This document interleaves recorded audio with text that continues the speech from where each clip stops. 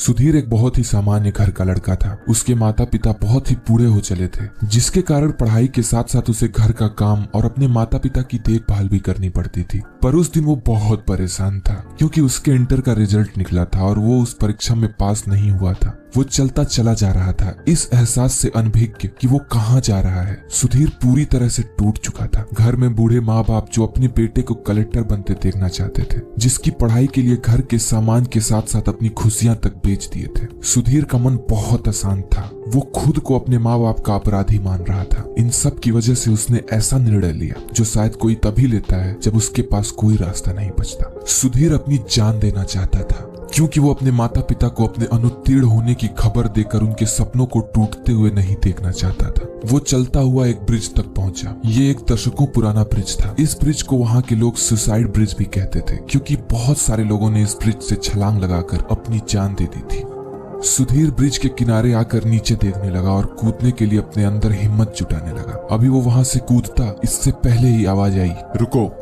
इस पर सुधीर पीछे मुड़कर देखा तो वहाँ एक आदमी खड़ा था। वो एक अधेड़ उम्र का आदमी था, जिसने सफेद कुर्ते और पैजामे पहन रखे थे। वो आदमी बोल पड़ा, तुम क्या करने की कोशिश कर रहे हो? ऐसा करके तुम्हें क्या मिलेगा? एक रिजल्ट के कारण तुम अपनी जान देना चाहते हो? इस पर सुधीर ने कहा, आपको नहीं पता है कि अगर मेरे माता पिता को ये बात पता चली तो वो कितने दुखी हो जाएंगे। उन्होंने अपनी पूरी खुशियों का बलिदान करके मुझे पढ़ाया है, लिखाया। मैं उनका ये दुख नहीं देख पाऊंगा। इस पर उस आदमी ने कहा, और तुम्हारी मौत की खबर सुन के क्या वो दुखी नहीं होंगे? अरे तुम ही तो उनकी उम्मीद हो। तुम्हें ही देख के तो वो इतना कष्ट सह रहे हैं कि एक दिन उनका बेटा उन्हें सहारा देगा और तुम उन्हें ये सिला दोगे। मुझे पता है कि तुम बहुत दुखी हो, पर जीवन की परेशानियों से हार कर जान देना क्या कोई उपाय है? किसी परेशानी से हार कर जान देना आसान है, पर उस आखिरी क्षण जब हम ये गलती कर देते हैं तब हमें इन बातों का एहसास होता है, पर तब तक बहुत देर हो चुकी होती है और बचती है तो बस एक बेहद दुखी और भटकती हुई आत्मा जो अपने परिवार को देखकर और तड़पती है। इन सब बातों का सुधीर पर बहुत गहरा प्रभाव पड़ा और उसने अपनी परेशानी से मुकाबला खुद करने का निर्णय लिया और अपने घर की तरफ वापस आने लगा। तभी उसे ध्यान आया, उस आदमी को कैसे पता चला कि मेरा रिजल्ट आया है और मैं अनुत्तीर्ण हुआ हूँ?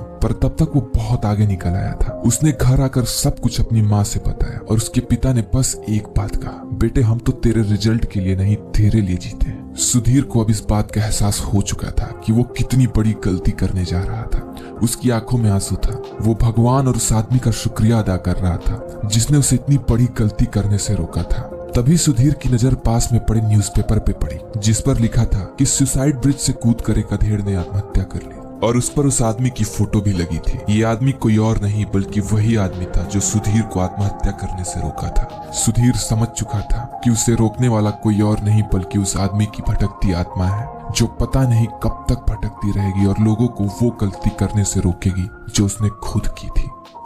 तो दोस्तों, परेशानियां तो सबके जीवन में होती हैं, पर आप हमेशा ये बात याद रखें कि हमें उन परेशानियों का डट के सामना करना है, ना कि उनसे हार कर ऐसा कोई कदम उठाना है जिससे हमारे अपनों को जीवन भर कष्ट उठाना पड़े। क्योंकि आप ये बात याद रख लो कि भले आप कितना भी कहो कि आपकी कोई फिक्र नहीं करता, आपको कोई प्यार नहीं करता, पर हम सब के जीवन में कोई ऐसा जरूर होता है जो हमें अपने जान से भी ज्यादा चाहता है।